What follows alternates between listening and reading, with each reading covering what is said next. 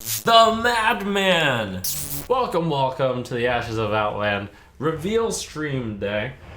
This is the day where Hearthstone ambitiously showcased 40 new cards on stream.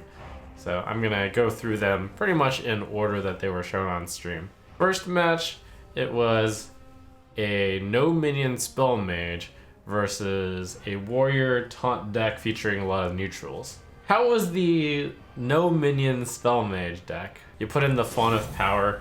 Like, that's clearly a card that you would only ever put in no minion spell mage. I think Incanter's Flow only sees play in exactly one of two decks. One is the no minion spell mage. The other is some sort of combo mage deck, which I don't know about yet. But then you have to get lucky and draw Incanter's Flow before you draw the spells that you need to combo. That's pretty hard to see happen. We've got a good general card here. Netherwing Portal, 3 mana, secret after your opponent casts a spell, summon a random 4-cost minion. That's not a very difficult thing to fulfill. So it is 3 mana, get a 4-cost minion. I think in general for card to be dormant, to be good, like you need to do better than just increase its value by 1 mana. I think that's a pretty fair assessment that it's 3 mana do nothing if the enemy doesn't cast a spell, and when they do, you only gain 1 mana. But there are a few high rolls. On 4 drops, you can get that Zoldrak huge taunt.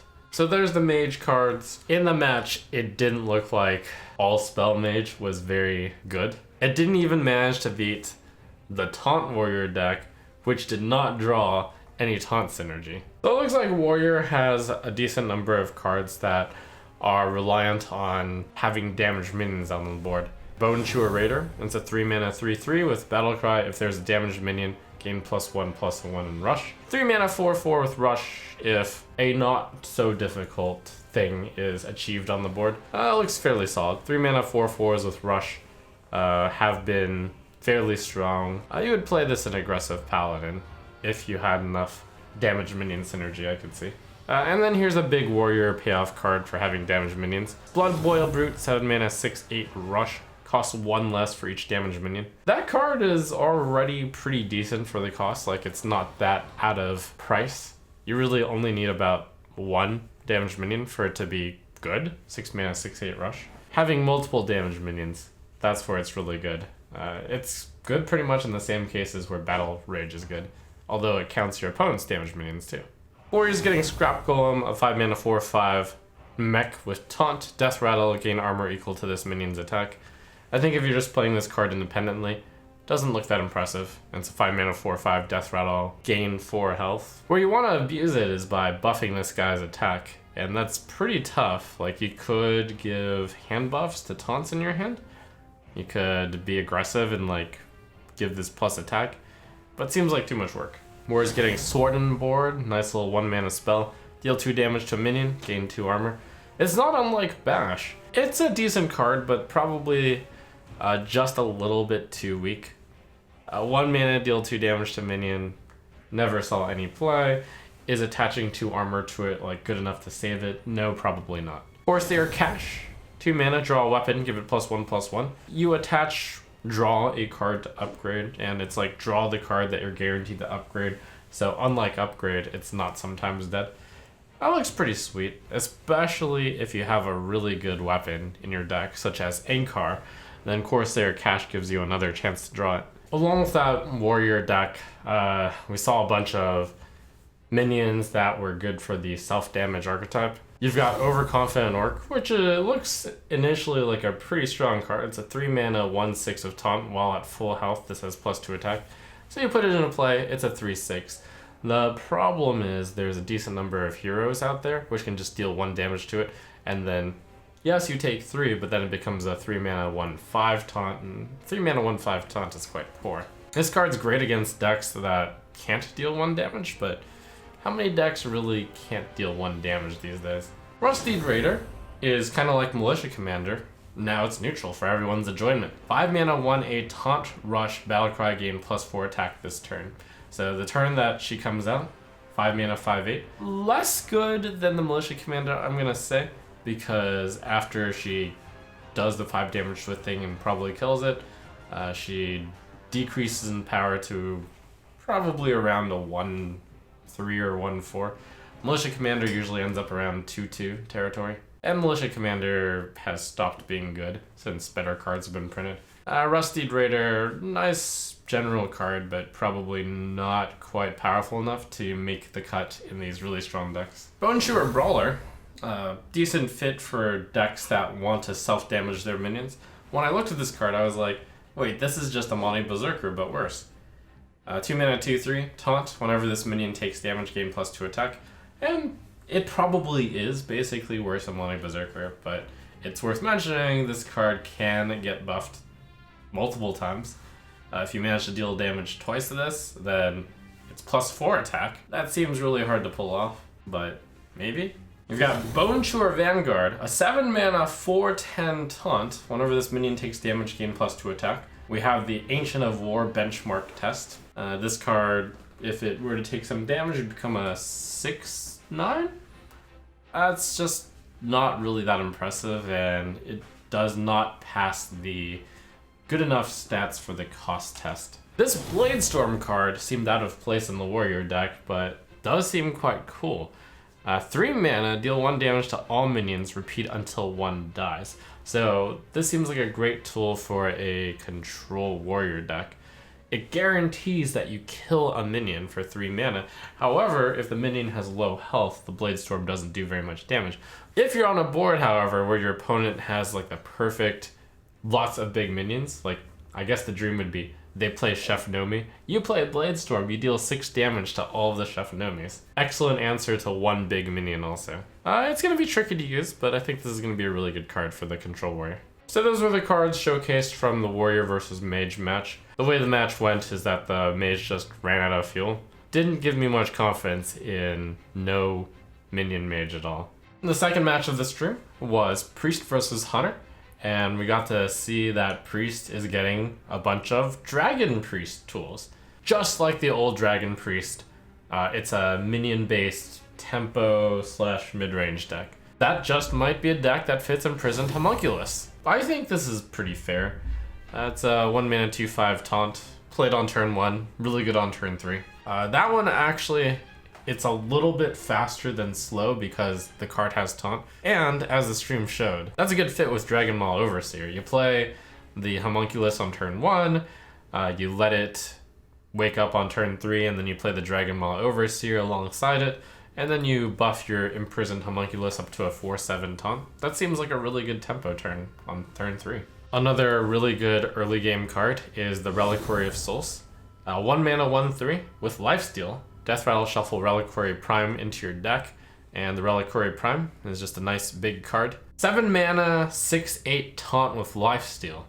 Only you can target this with spells and hero powers, so it's a generally good minion, which I would expect to see in a Control Priest deck, maybe. This one maybe not, just because it's just a big minion, and Control Priest doesn't really want to run a 1 mana 1/3. And tempo decks don't really want to draw that many cards, so the chance that you'll get your Reliquary Prime isn't that great. And tempo decks generally don't care about a 7 mana 6/8 with taunt either, so I don't know about this Reliquary of Souls thing. Dragon Maul Sentinel is a nice card. Wormrest Agent was good. That was a 2 mana 2/4 with taunt if you held a dragon. This one is a 2 mana 1/4 with Battlecry if you're holding a dragon, gain +1 attack and lifesteal. So 2 mana 2/4 with lifesteal, which I am gonna say is better than a 2 mana 2/4 with taunt. So Dragon Priest is getting pushed. We also saw a bunch of dragons get revealed. This one looks really good. 7 mana 4/9 dragon for Priest, Skeletal Dragon. Taunt at the end of your turn, add a dragon to your hand. So that's just pure value. Emerald Explorer is really good, and that's the Druid Dragon with 6 mana 4/8 taunt, Discover a Dragon. This card, better in that if you manage to keep it alive through your opponent's turn, then it's a repeated effect, so you're just gaining value each turn. If you don't keep it alive for a turn, then the Emerald Explorer was better. But your Priest, you tend to have ways to buff your minion's health and to keep things alive, so nice value dragon. Another just baseline decent dragon is Dragon Maw Sky Stalker, a 6 mana 5/6 dragon, which has Death Rattle, summon a 3/4 Dragon Rider. Very similar to Karen. This card front loads the attack and health a bit more, which is better than Karen. And it's a dragon. So if you're finding the need for dragons, maybe you fill it out with this filler dragon. And here's another priest card as well. It's Soul Mirror. 7 mana priest spell. Summon copies of enemy minions. They attack their copies. That's really cool. It's like Light Bomb in that it deals the enemy attacks to themselves, but it has a bit of benefit past Light Bomb as well. In the case that that does not kill it, you're going to get a copy of their minion as well. And it will be damaged, of course, but nonetheless, it's 1 mana more than Light Bomb, and then sometimes you get free stuff if you don't manage to kill the minion. I think it's another decent AoE choice for control priests. Ultimately, though, I'm not too impressed with what I saw from Dragon Priest. It feels like it doesn't quite compete with other mid-range decks. On the Hunter side of the Priest versus Hunter, the Hunter had a really big hand buff your beast deck. Some of these are really bad, such as Hellbore. That's just a 1 mana 2/1 beast, which death rattles to give a random beast in your hand +1/+1. That's just too weak and too irrelevant to actually be a card. Scrapshot's kind of interesting. It's another take on Flanking Strike. 4 mana, deal 3 damage, give a random beast in your hand +3/+3. That's generally worse than Flanking Strike because you want the 3/3 on the board instead of +3/+3 in your hand. But if you have some sort of synergy, like if there's a reason why that beast getting +3/+3 is good, for example, it has Rush, it deals damage to enemies when it dies, then maybe justifiable, but I think this one's too slow also. Pack Tactics is a 2 mana Hunter Secret. When a friendly minion is attacked, summon a 3/3 copy. I think that the Beast deck was not necessarily the right deck to put this in, but this is definitely comparable to Snake Trap and Venom Strike Trap.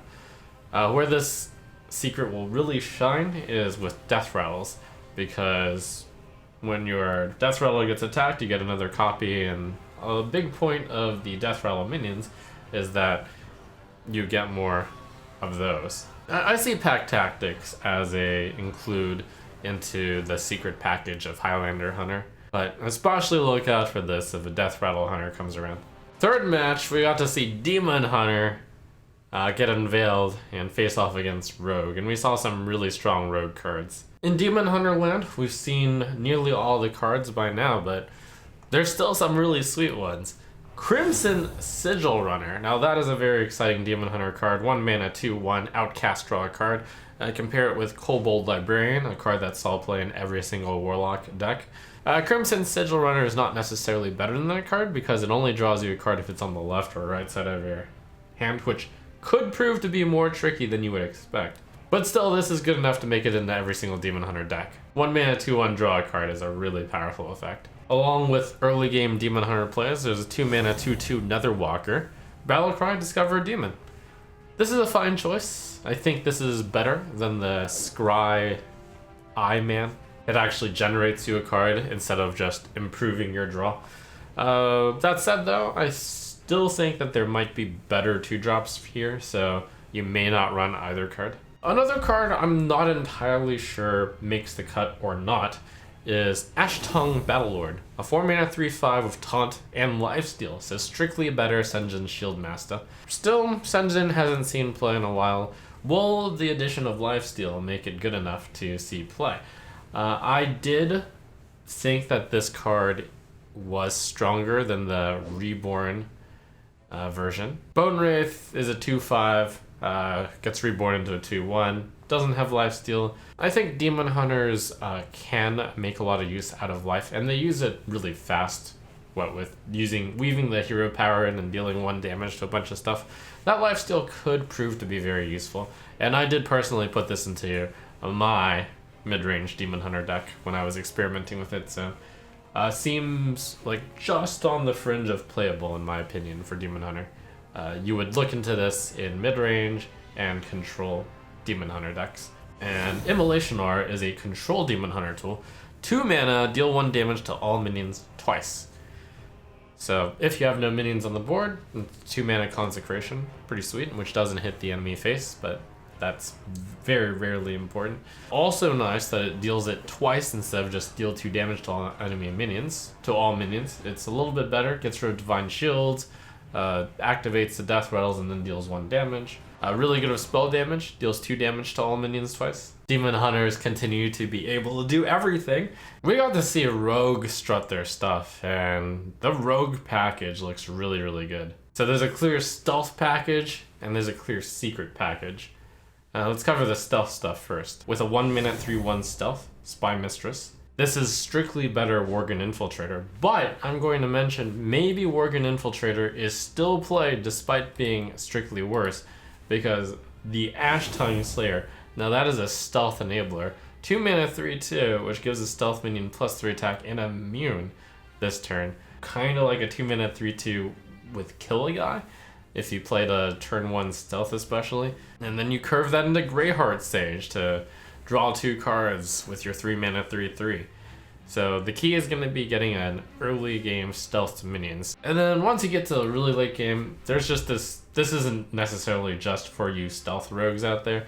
It's just a big value card. Cursed Vagrant, 7-mana 7/5, Death Rattle, summon a 7/5 shadow with stealth. So that is just a lot of value in a card. It's literally Ravenholt Assassin, except doubled. Like, can you imagine any card getting power crept that hard? It's like, here, we'll just add 7 attack and 5 health. Like, we'll give you another one.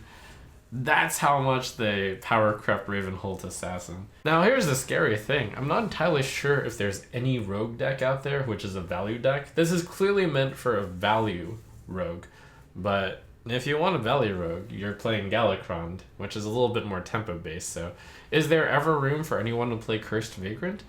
It's possible there isn't, as good as it looks.